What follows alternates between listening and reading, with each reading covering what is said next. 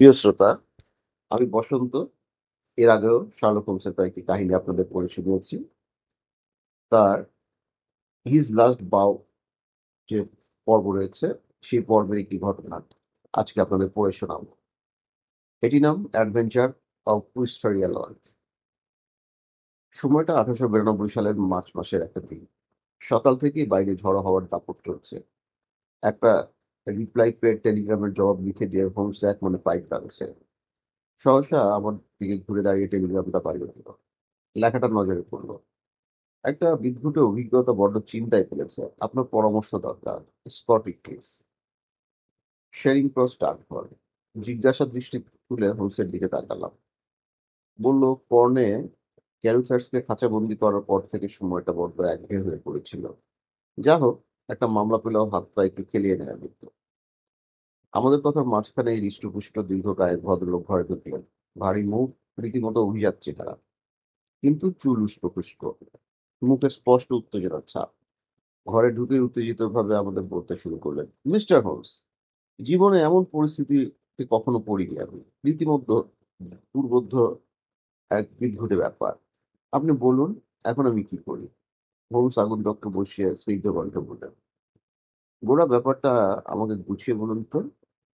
ঘুম থেকে উঠেই তো দেখছি ঝঞ্ঝাটে পড়েছেন। দাড়িটা কাটবার সময় পাননি, মাথায় চিরুনি পড়েনি, বুট আর ওয়েস্টকোটের বোতামটা পর্যন্ত ঠিক মতো লাগানো হয়নি। কিন্তু অত দেরি করলেন কেন? এখন বাজে সোয়া দুটো, টেলিগ্রাম করেছেন বেলা একটায়। মশায় আর বলেন কেন? এদিক সেদিক তথ্য তল্লাশি করতেই খানিকটা সময় কেটে গেল। বুঝতে পারছি নিজেই ব্যাপারটা পুলিশের আওতায় পড়ে না, সে কারণেই আপনার কাছে চলে আসা। ভদ্রলোকের কথা শেষ হতে পারল না। সিঁড়িতে বুটের পড়া শব্দ তুলে হুড়মুড় করে ঘরে ঢুকলেন দুই পুলিশ অফিসার। একজন আমার পূর্ব পরিচিত স্কটল্যান্ড ইয়ার্ডের ইন্সপেক্টর গ্রেসকন। দ্বিতীয় জনের পরিচয় পাওয়া গেল উপস্থিত গ্রেগসনের কাছ থেকে। সারে কনস্টাবুলারির ইন্সপেক্টর বেনেজা। বেশ চোখা বুদ্ধিদীপ্ত চেহারা। পরিচয় পর্ব সমাধা করেই গ্রেগসন আগন্তুকের দিকে তাকিয়ে বললেন, আপনি তো মিস্টার জন স্কট ইক্লিস, লিয়ের পপহ্যাম হাউসে থাকেন। হ্যাঁ, কিন্তু কি ব্যাপার বলুন তো? মশাই, আপনার পিছনে ঘুরে ঘুরে সকাল থেকে হয়রানি হচ্ছি। শেষমেশ শেরিং ক্রস পোস্ট অফিসে গিয়ে খোঁজ নিয়ে পাত্তা পেয়ে ছুটে এলাম। আপনার একটা জবানবন্দি দরকার। উইসপোরিয়া লজের মিস্টার অ্যালসেসিয়াস গার্সিয়া গত রাতে খুন হয়েছেন। এই সম্পর্কে আপনার বক্তব্য শুনতে চাই। মিস্টার ইকলিস বিস্ফোরিত চোখে বলে উঠলেন, কি সাংঘাতিক! খুন হলেন? হ্যাঁ, নিহত ব্যক্তির পকেটে আপনার একটা চিঠি পাওয়া গেছে। আপনি লিখেছিলেন কাল রাতটা তার বাড়িতে কাটাবেন। হ্যাঁ, লিখেছিলাম। কিন্তু গ্রেগসন পুলিশের নোটবই পকেট থেকে বার করে টেবিলে রেখে প্রস্তুত হয়ে বসে পড়ল। এমন সময় হোমস বললেন, গ্রেগসন, ব্যস্ত হয়ে না। ভদ্রলোক নিজে থেকেই সব বলতে যাচ্ছিলেন। একসঙ্গেই বসে ব্যাপারটা শোনা যায়। মিস্টার ইকলিস যা বলতে চাচ্ছিলেন এবার শুরু করুন। নির্দ্বিধায় সব গুছিয়ে পরপর যা যা ঘটেছে বলে যান। মিস্টার ইকলিস ইন্সপেক্টরের দিকে চোখ বুলিয়ে নিয়ে বলতে শুরু করলেন তার বিদঘুটে অভিজ্ঞতার কথা। আমি একা মানুষ, বিয়ে থা করিনি। বন্ধু বান্ধবদের সঙ্গে আড্ডা দিয়ে দিন কেটে যায়। কেনসিংটনে অ্যালবেমারল ম্যানসনে থাকে মেলভিল পরিবার। প্রায়ই ওদের ওখানে যাওয়া দরকার পরে আমার। সপ্তাহ কয়েক আগে এদের এখানে গার্সিয়া নামে এক তরুণের সঙ্গে আলাপ হলো। শুনলাম জন্মসূত্রে সে স্পেনের মানুষ। দূতাবাসের সঙ্গেও তার একটা যোগসূত্র আছে। ভারী মধুর ব্যবহার, ইংরেজিও বলে চমৎকার। চেহারা খুবই মিষ্টি, কথা বলে আনন্দ পেলাম। আলাপ যেদিন হলো সেদিনই আমার লিয়ে বাড়িতে এলো। আমাকেও তার উইস্টেরিয়া লজে দিন কতক কাটিয়ে আসার জন্য নিমন্ত্রণ করে গেল। ওর বাড়িটা এশা আর অক্সফোর্ডের মাঝামাঝি জায়গায়। কথা শুনেছিলাম, তাই গতকাল সন্ধ্যায় গিয়েছিলাম। গার্সিয়ার কাছেই শুনেছিলাম তার বাড়িতে লোকজন বলতে তার দেশালী এক বিশ্বাসী চাকর আর একজন পাচক। ঘর গৃহস্থালি ওরাই সামলায়। উইস্টেরিয়া লজ সেকেলে বাড়ি। জরাজীর্ণ অবস্থা দেখেই বুঝলাম মেরামত হয় না অনেকদিন। গাড়ি হাঁকিয়ে গিয়ে হাজির হলাম সন্ধ্যাবেলা। গার্সিয়া খুব খুশি হয়ে খাতির করে আমাকে ভেতরে নিয়ে গেল। মালপত্র নিয়ে গেল চাকরটা। দেখলাম লোকটার চোখে মুখে কেমন একটা বিষণ্ণ ভাব। ভালো লাগলো না। খেতে বসে গার্সিয়ার হাবভাব দেখেও খটকা লাগলো। কথা বলছে অনর্গল, কিন্তু কথার মধ্যে কোনো সঙ্গতি নেই। আবার থেকে থেকে কখনো আঙুল থেকে টেবিলে পাতিল বাজাচ্ছে, কখনো কামড়াচ্ছে। একটা অস্থির ভাব চোখে মুখে। বুঝতে কষ্ট হয় না ভেতরে ভেতরে কোনো ব্যাপার তোলপাড় চলছে তা। খুবই অস্বস্তিতে পড়লাম। খাওয়া দাওয়া জমলো না। ভাবলাম এই পরিবেশে থাকা চলবে না। শূন্যছাতায় কেটে পড়বো। কিন্তু সে তো হলোই না। উল্টে যা ঘটলো তা শুনলে আপনারাও তাজ্জব হয়ে যাবেন। আপনাদের মুখে ঘটনা শুনে এখন অবশ্য অনেক কিছুই অর্থপূর্ণ মনে হচ্ছে, কিন্তু তখন কোনো রকম সন্দেহই হয়নি মানে। আমাদের খাওয়া শেষ হয়ে এসেছে এমন সময় চাকরটা একটা চিরকুট এনে দিল গার্সিয়ার হাতে। লক্ষ্য করলাম চিরকুটটা পাওয়ার পর কেমন যেন গুম হয়ে গেল। কথাবার্তা বিশেষ আর বলল না। কেবল একটার পর একটা সিগারেট টেনে যেতে লাগলো সে বসে বসে। চিরকুটের ব্যাপারে আমি কিছু জিজ্ঞেস করলাম না, সেও বলল না কিছু। রাত 11টা নাগাদ আমার ঘরে গিয়ে শুয়ে পড়লাম। কিছুই ভালো লাগছিল না। বুকের ভেতরে অস্বস্তি ক্রমেই বাড়ছিল। একটু তন্দ্রা মতো এসেছিল। হঠাৎ গার্সিয়ার গলায় স্বরে চমকে উঠলাম। ঘর তখন অন্ধকার। দরজার সামনে এসে জানতে চাইলো ঘন্টা বাজিয়ে চাকরকে ডেকেছি কিনা। ওর মুখেই তখন শুনতে পেলাম রাত 1টা বাজতে চলেছে। এরপর আর কিছুই মনে নেই, ঘুমিয়ে পড়েছিলাম। সকালে ঘুম যখন ভাঙলো তখন বেলা 9টা। ঘন্টা বাজিয়ে চাকরকে ডাকলাম, কিন্তু কেউই এলো না। বেল বিগড়েছে মনে করে নিচে নেমে গেলাম, কিন্তু কাউকেই দেখতে পেলাম না। উপরে নিচে এঘর ওঘর সর্বত্রই খুঁজলাম, কিন্তু সব ঘরই খাঁখা। শেষে গার্সিয়ার ঘরে গিয়ে ঢুকলাম। বিছানার নিভাজ চাদর দেখে বুঝলাম কেউ রাতে শোয়নি। আমি তো হতভম্ব কাণ্ড দেখে। বাড়িতে অতিথি রেখে গৃহস্বামী চাকর বাকর সমেত উধাও। এ কি ধরনের রসিকতা, নাকি অন্য কিছু বুঝতে পারলাম না। কি আর করি, জিনিসপত্র গুছিয়ে নিয়ে রওনা হলাম এশারের দিকে। ও অঞ্চলের সবচেয়ে বড় ল্যান্ড এজেন্ট অ্যালান ব্রাদার্স। ফেরার পথে ওদের ওখানে খোঁজ নিয়ে জানলাম বাড়িটা ওদের কাছ থেকেই ভাড়া নেয়া। মার্চের ভাড়াও আগাম মিটিয়ে দেওয়া হয়েছে।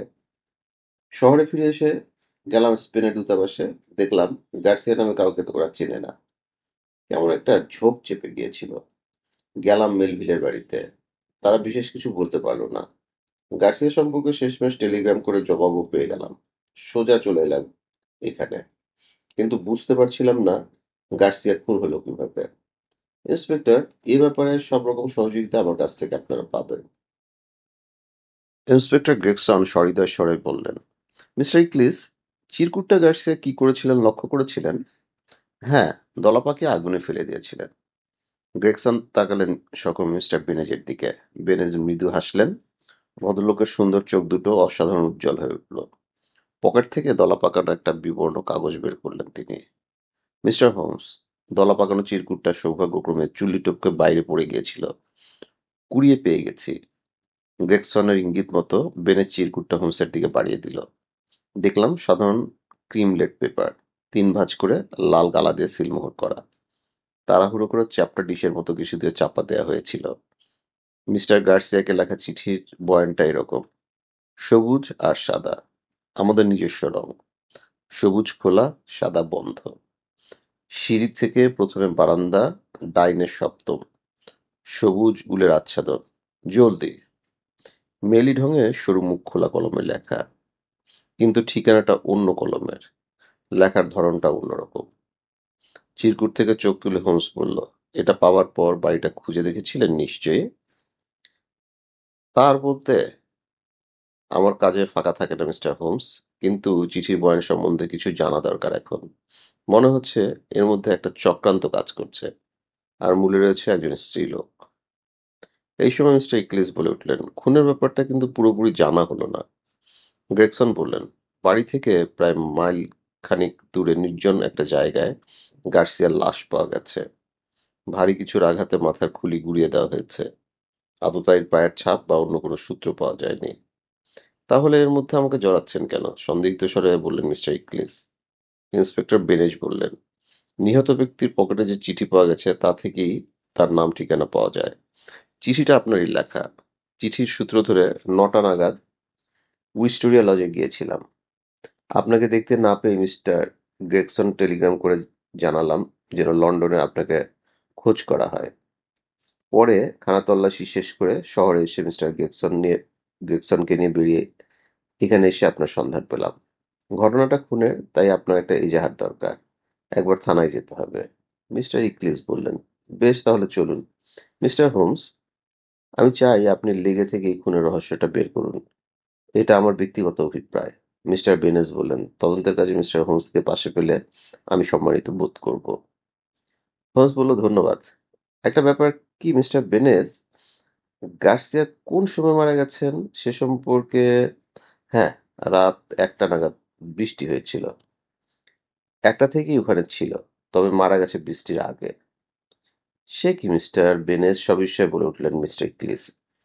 রাতে ঠিক ওই সময়ই তো গার্সিয়া অন্ধকার ঘরে মুখ বাড়িয়ে আমার সঙ্গে কথা বলে গেছে। গার্সিয়ার গলা চিনতে আমার ভুল হবার কথা নয়।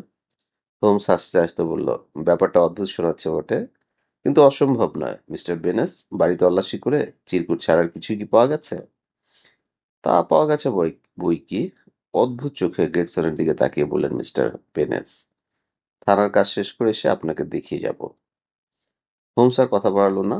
ঘন্টা বাজিয়ে মিসেস হাডসনকে ডেকে একটা রিপ্লাই প্যাড টেলিগ্রাম পাঠাবার জন্য লিখে দিল।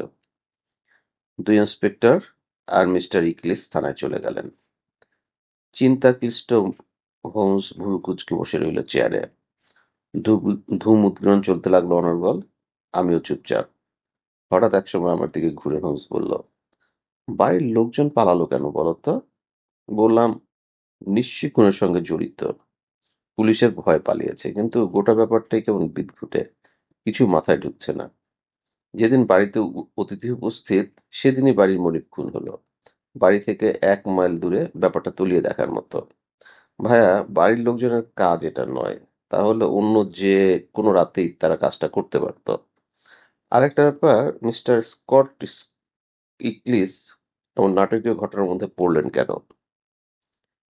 কথা শুনে বুঝতে পারলাম সমাধান সূত্রের সন্ধান পেতে চলেছে হোমস। যাচাই বাছাই হচ্ছে মাথার ভেতরে। চোখের জিজ্ঞাসা নিয়ে তাকালাম ওর দিকে। হোমস বলে চলল, একদিকে জলজান্ত একটা মানুষ নৃশংসভাবে খুন হলো, অপরদিকে নিপাট ভালো মানুষ মিস্টার ইকলিসকে ভুলিয়ে ভালিয়ে উইস্টেরিয়া লজে নিয়ে যাওয়া হলো। এই দুই ঘটনার একটা যোগসূত্র বার করতে পারলেই সমাধানে পৌঁছাতে দেরি হবে না।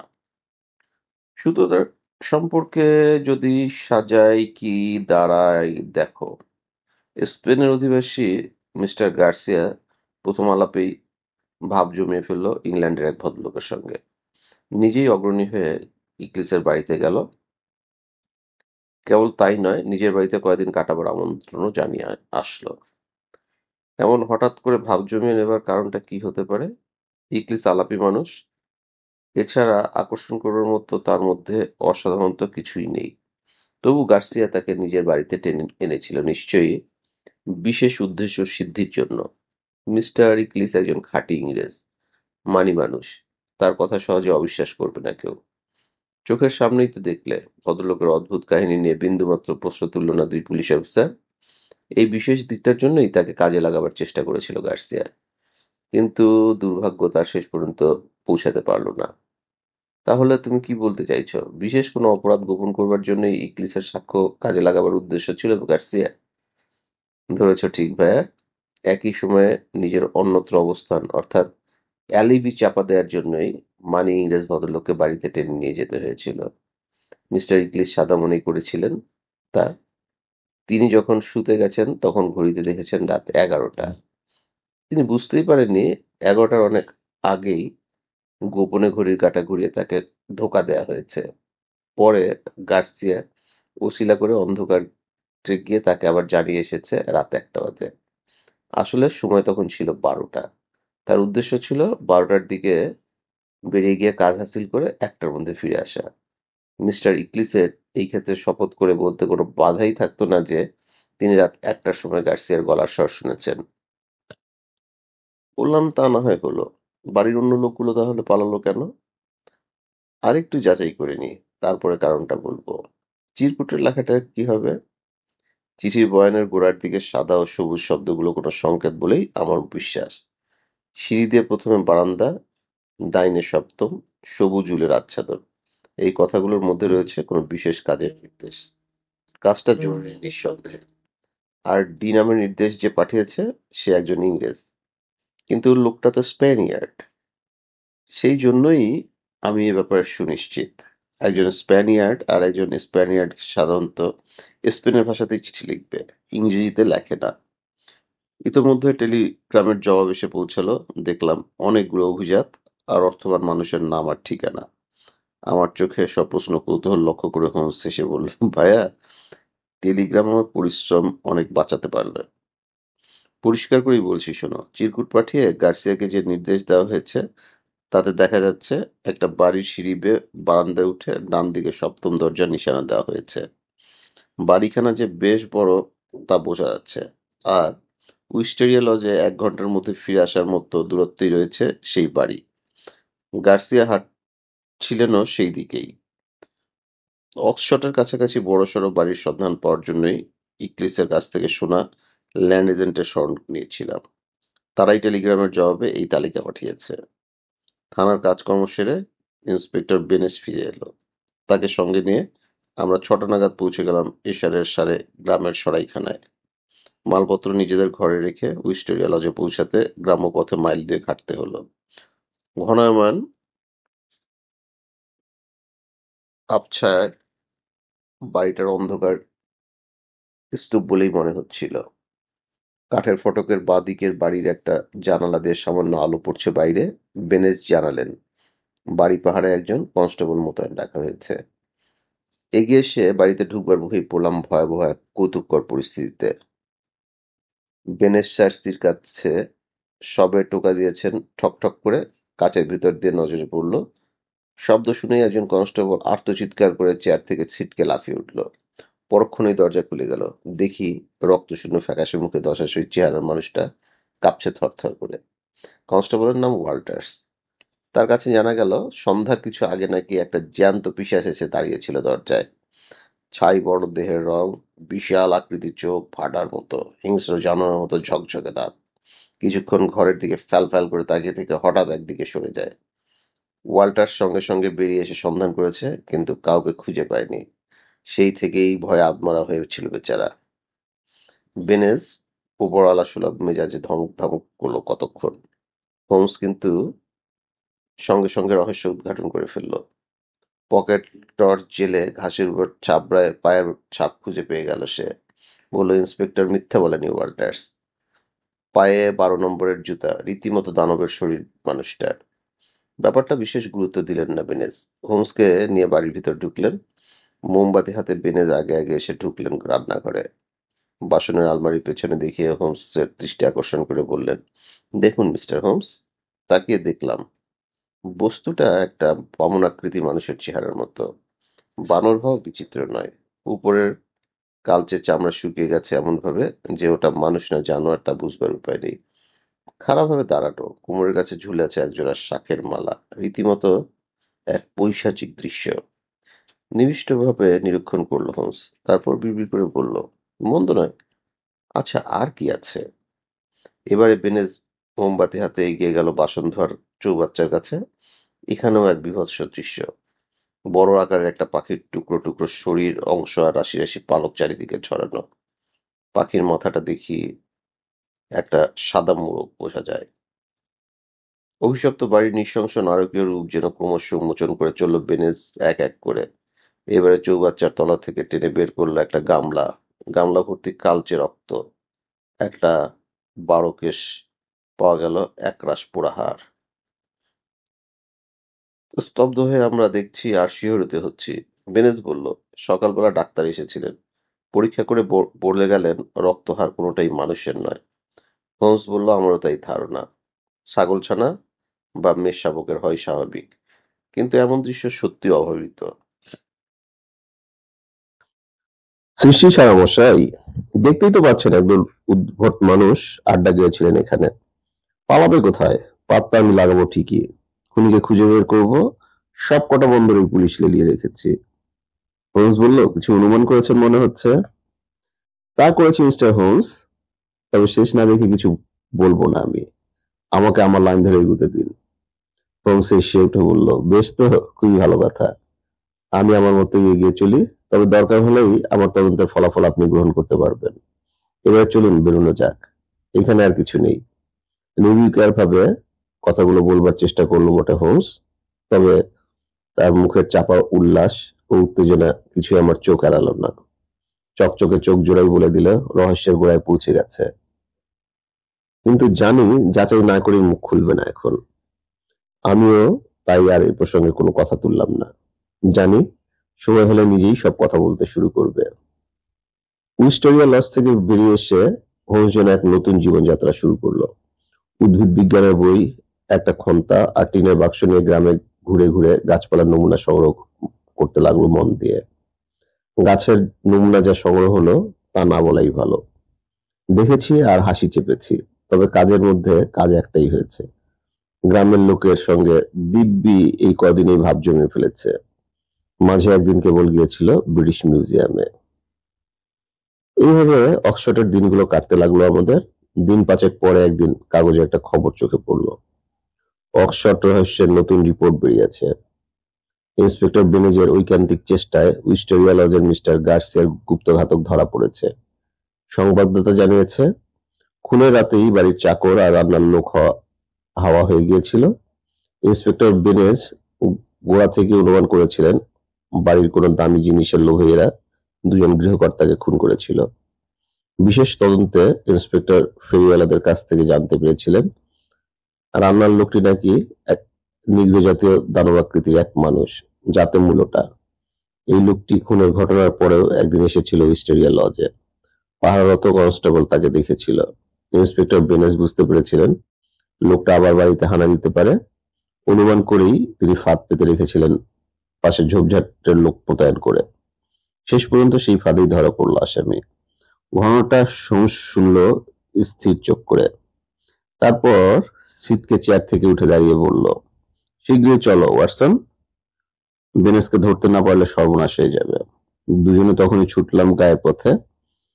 বাড়ি থেকে বেরোবার আগেই দেখা করলাম তার সঙ্গে। হোমস গিয়ে সরাসরি বলল, মিস্টার বেনেস, কিছু মনে করবেন না, কাগজের খবরটা পড়েই ছুটে এলাম আপনাকে হুঁশিয়ার করতে। আপনি ভুল পথে চলেছেন, আর এগোবেন না। হোমসের কথার উত্তর বেনেজও সরাসরি জানাতে কসুর করলো না। সে তার নিজের পথেই কাজ শেষ করতে চায়। হোমস যেন নিজের চরকায় তেল দেয়। তবে যে লোকটাকে ধরেছে তার সম্পর্কে বলতে গিয়ে বলল, আমার সব খবরই পাবেন আপনি প্রয়োজন মতো। লোকটাকে দিয়ে সব কাজই সম্ভব। আস্ত বর্বর, গায়ে যেমন শক্তি তেমনি হিংস্র। ইংরেজি মোটেও বলতে পারে না, সারাক্ষণ কেবল জানার মতো ঘোত ঘোত শব্দ করছে। সে যাই হোক, আমাদের মধ্যে যেভাবে চুক্তি হয়েছিল যার যার লাইনে সেভাবেই আমরা কাজ করব, এটাই আমার ইচ্ছা। অগত্যা ফিরতে হলো আমাদের। সরাইতে ফিরে স্বভাবমতো হোমস আমাকে নিয়ে বসলো।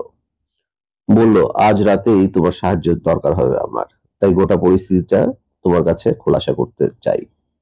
বললাম, বেশ তো বলো। হোমস বলল, আমার ভয় হচ্ছে বেনেজের বাড়াবাড়িতে শেষে না সব ভণ্ডুল হয়ে যায়। দেখো, ডিনারের টেবিলে যে রাতে চিরকুট পায় গার্সিয়া, সে রাতেই সে মারা যায়।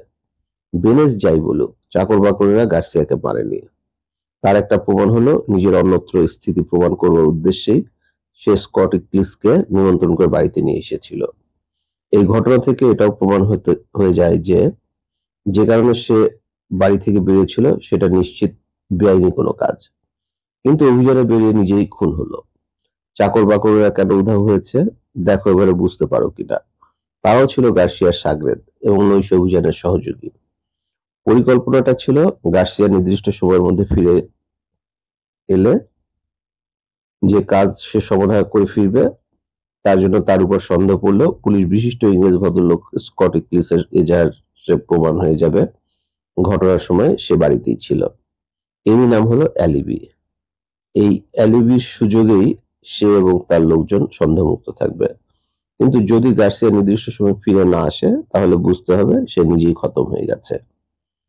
সেক্ষেত্রে শাগরেদ দুজন আগে থেকে ঠিক করে রাখা কোনো জায়গায় আত্মগোপন করবে এবং পরে সময় বুঝে অসমাপ্ত কাজ তারা নিজেই সম্পূর্ণ করবে। আমি বললাম, মামলা তো খুব দুর্বোধ্য বলে মনে হচ্ছে এখন, কিন্তু রান্নার লোকটা ফিরে এসেছিল কেন? এসেছিল তাড়াহুড়ো করে পালাবার সময় নিশ্চয়ই জরুরি কিছু ফেলে গিয়েছিল, সেটা নেবার জন্য। যাই হোক, শোনো, গার্সিয়াকে চিরকুটটা কে লিখলো? আমার ধারণা সেও গার্সিয়ার একজন শাগরেদ। সাগরেদটা সে প্রশ্নের উত্তর পাওয়া যাবে চিঠির লেখার মাধ্যমে। তোমাকে তো আগেই বলেছি, একটা বড় বাড়ির নিশানা দেওয়া হয়েছিল চিরকুটে। উদ্ভিদের নমুনা সংগ্রহের উছিলায় বেরিয়ে ও অঞ্চলের সব কটা বড় বাড়ির সুলুক সন্ধান করেছি আমি। বাসিন্দাদের সব খবরাখবর আমার নখদর্পণে। গোটাকতক বাড়ির মধ্যে চিরকুটে নিশানা মিলতে পারে এমন একটা বাড়ি আমি খুঁজে পেয়েছি।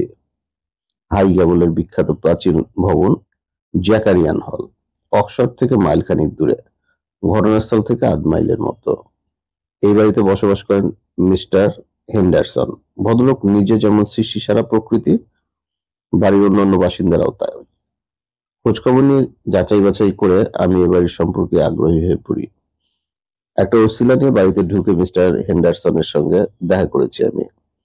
বছর 50 বয়সের, বেশ চটপটে চেহারার মানুষ, চলনের রীতিমতো হিসেবি, কিন্তু ভেতরে দুর্দান্ত প্রকৃতির মুখ ভাবে স্পষ্ট।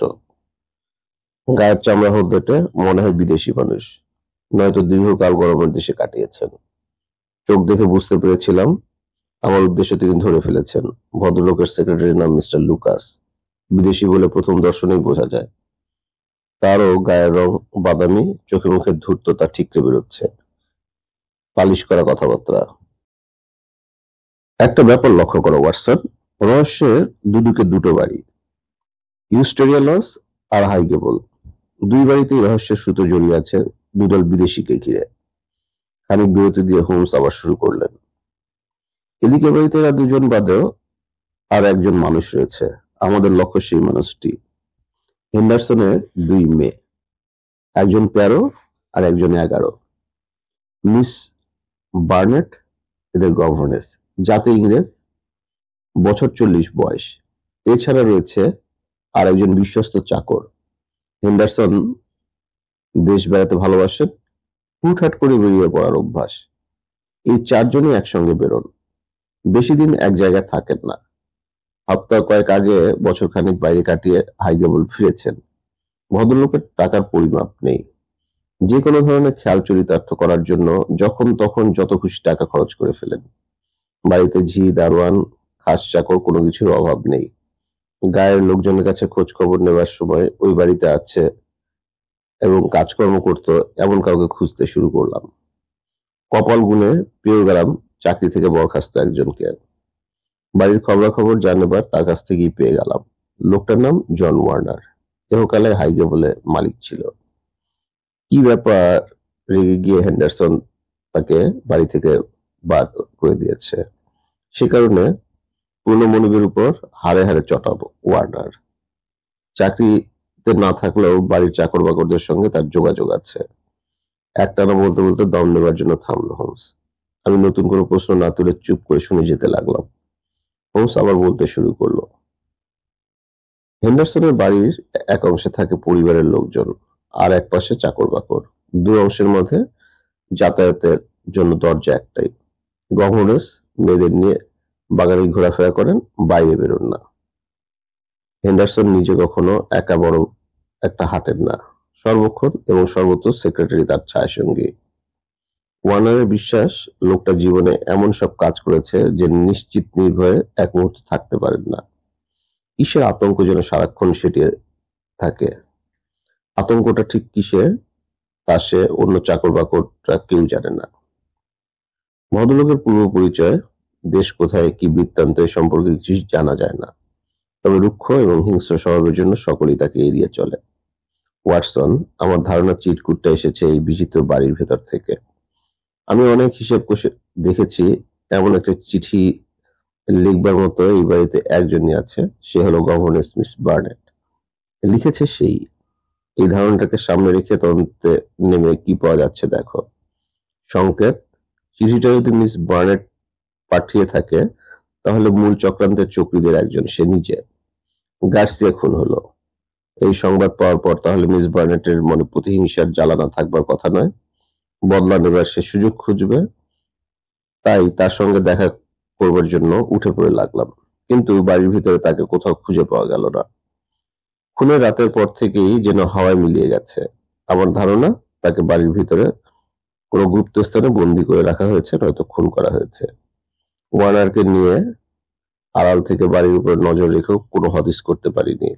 অথচ মিস বার্নেটকে না হলে এই মামলার কোনো রহস্য উদ্ঘাটন করা সম্ভব নয়।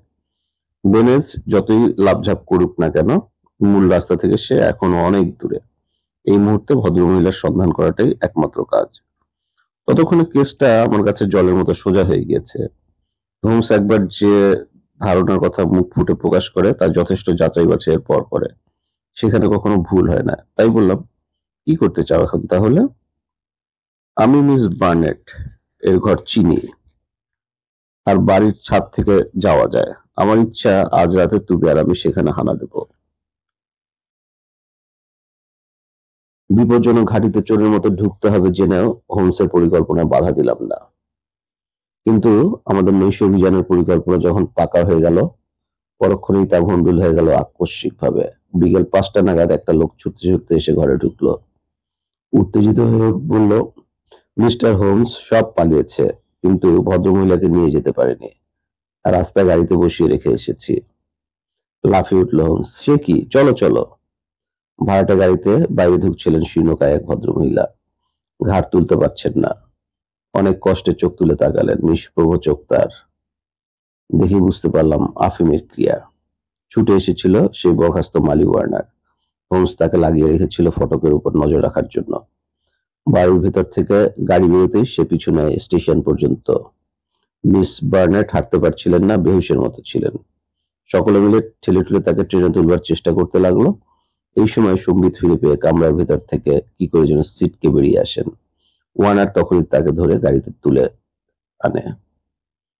হোমস খুশি হয়ে বলল, ওয়ার্নার, জব্বর কাজ করেছো। ওয়াটসন, যেটুকু মিলবার বাকি ছিল এবার সেটা মেলানো যাবে। ধরাধরি করে মিস ওয়ার্নারকে সোফায় এনে শোয়ানো হলো। পরপর 2 কাপ কড়া কফি খাওয়ানোর পরে আফিমের ঘোর কেটে গেল। সঙ্গে সঙ্গে খবর পাঠিয়ে দেওয়া হলো বেনেজকে। বেনেজ ঘরে ঢুকে মিস বার্নেটকে দেখে উল্লসিত হয়ে বলে উঠল, কি কাণ্ড! আমি যে খুঁজছিলাম একেই। আমরা তো রীতিমতো অবাক। হোমস বলল, সে কি? হেন্ডারসনকে আপনিও সন্দেহ করেছিলেন নাকি? কেবল সন্দেহ নয় মশাই, ফাঁদে আটকাবার অপেক্ষায় ছিলাম। হেন্ডারসন নামটা যে আসল না সেটা জানবার পর নিরীহ রাঁধুনিটাকে ঢাকঢোল পিটিয়ে ধরেছিলাম। লোকটা জানতো আমরা তাকে সন্দেহ করছি, তাই তাকে নিশ্চিত করবার জন্যই কাজটা করতে হয়েছিল। আপনার আর আমার লাইন যে একই তা আমি বুঝতে পেরেছিলাম। উইস্টোরিয়া লজের বাইরে গাছের উপর বসে থেকে দেখলাম হাই গেবলের ঝোপের মধ্যে চমৎকার হামাগুড়ি দিচ্ছিলেন আপনি। আসল সাক্ষীকে হাতে পাওয়ার অপেক্ষায় ছিলেন কেবল। হোমস উল্লাসে বলে উঠল, চমৎকার! আপনার সহজাত বুদ্ধি ও দেখবার মতো চোখ রয়েছে মশাই। অনেক বড় হবেন আপনি। হোমসের আন্তরিক প্রশংসায় বেনেজের চোখ উজ্জ্বল হয়ে উঠল। বলল, গত 7 দিন ধরে স্টেশনে সাদা পোশাকের পুলিশ ছড়িয়ে রেখেছি। হেন্ডারসন ফ্যামিলি নিয়ে যেখানেই যাক না কেন ওদের চোখের আড়ালে যেতে পারবে না। মিস্টার বার্নেটের এজাহার নেবার পর শয়তানটাকে গ্রেপ্তারের ব্যবস্থা করব। কিন্তু বেনেজ, হেন্ডারসন নামটা ছদ্মনাম বললেন কেন? লোকটা কে? বেনেজ হেসে বলল, ডন মুরিলো, সান পেদ্রোর সেই কুখ্যাত টাইগার। চমকে উঠলাম নামটা শুনে। লোকটার সমস্ত ইতিহাস আমার জানা। সান পেদ্রোর টাইগার সভ্যতার ইতিহাসের এক দগদগে কলঙ্কিত নাম। অত্যাচার আর নিপীড়নের রক্তাক্ত ইতিহাসের স্রষ্টা। মধ্য আমেরিকার সান পেদ্রোর অসহায় মানুষগুলোকে 1 যুগ ধরে বুটের তলায় চেপে রেখেছিল লোকটা। অমন নির্ভীক, উদ্যমশীল, শক্তিমান এক নয় কমই জন্মেছে। দীর্ঘ 1 যুগ তার অত্যাচার সয়ে একসময় সংহত গণশক্তির মাথা তুলে দাঁড়িয়েছিল।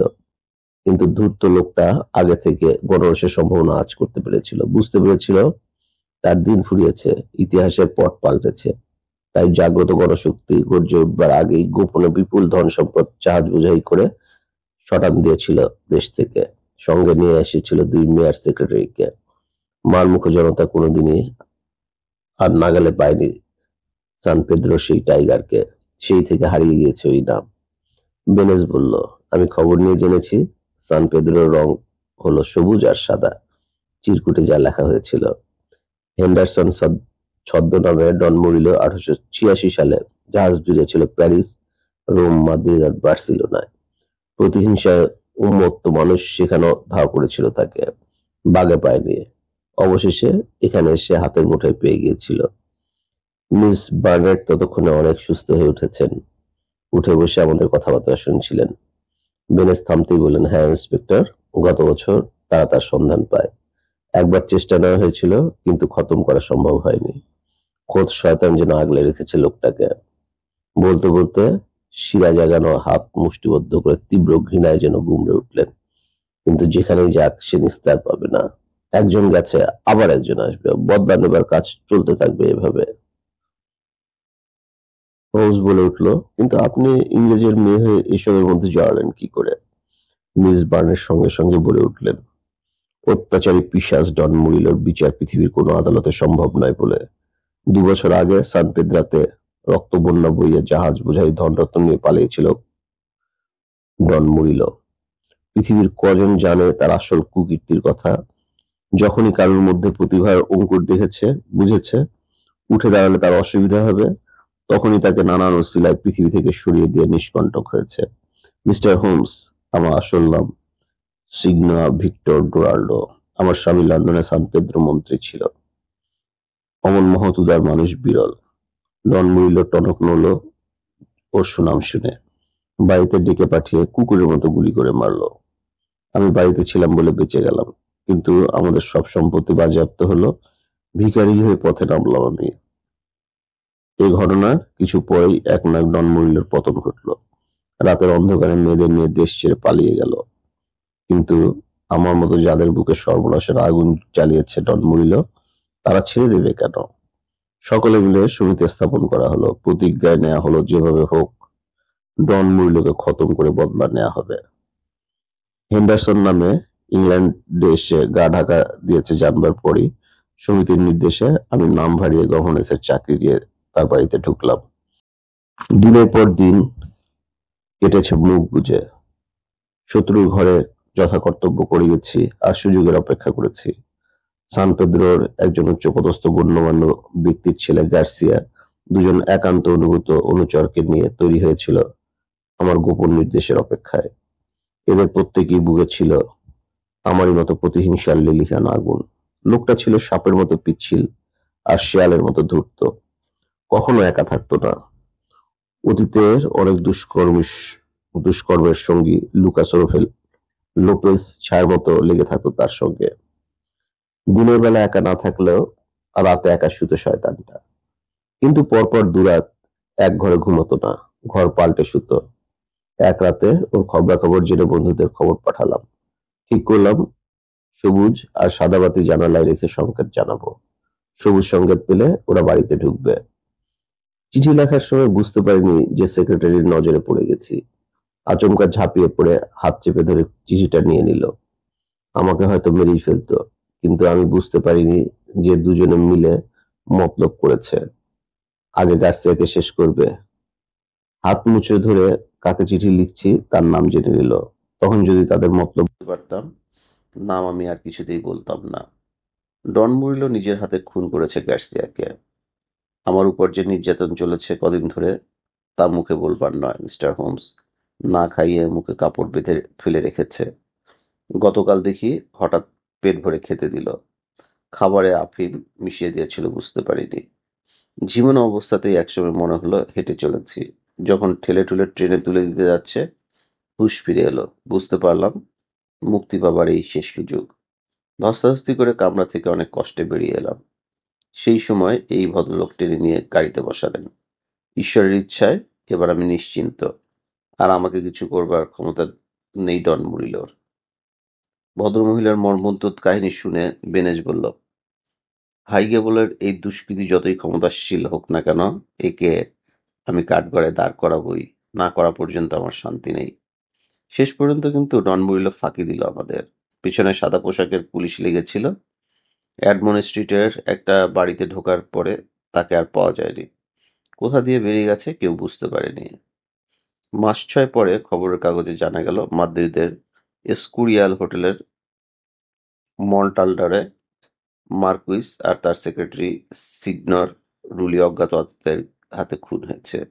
নিহতদের ছাপা ছবি দেখে কুখ্যাত ডন মুরিলো আর তার সেঙ্গাত সেক্রেটারিকে চিনতে কষ্ট হলো না। বেনেজ বলল, দেরিতে হলেও দেখছি গুপ্ত বিচার সমিতি তাদের প্রতিজ্ঞা পালন করেছে। মূল ওটার পাচক ফিরে এসেছিল কেন এ নিয়ে আমার দ্বন্দ্ব ছিল। হোমস সে দ্বন্দ্ব নিরসন করেছিল। লোকটা ছিল সান পেদ্রোর জঙ্গলের মানুষ, আদিম শ্রেণীর। দেবতা জ্ঞানে মূর্তিটাকে পুজো করত। যাবার সময় নিশ্চয়ই ওর সঙ্গী ওটা নিতে দেয়নি। তার টানেই ফিরে এসেছিল পরের দিন, কিন্তু জানালা দিয়ে টার্নারকে দেখে পালিয়েছিল। বেনেস বুদ্ধিমান, বুঝেছিল আবার আসবে। তাই 3 দিন পরে তাকে ফাঁদ আটকে ধরে ফেলেছিল। টুকরো টুকরো পাখির দেহ আর পালকগুলোর ব্যাপারে বলেছিল। ব্রিটিশ মিউজিয়ামে গিয়ে ও সম্পর্কে পড়াশোনা করে ও জেনেছিল নিগ্রোদের ডাকিনী বিদ্যাচর্চার প্রধান অঙ্গ হলো বলি। ভূত অর্থাৎ ডাকিনী বিদ্যার ডাকিনী পূজায় অন্য কিছু বলি না দিলেও অন্তত সাদা মোরগ জ্যান্ত ছিঁড়ে দিতে হয়। এই জন্য এই টুকরো মোরগগুলো ওখানে ছিল।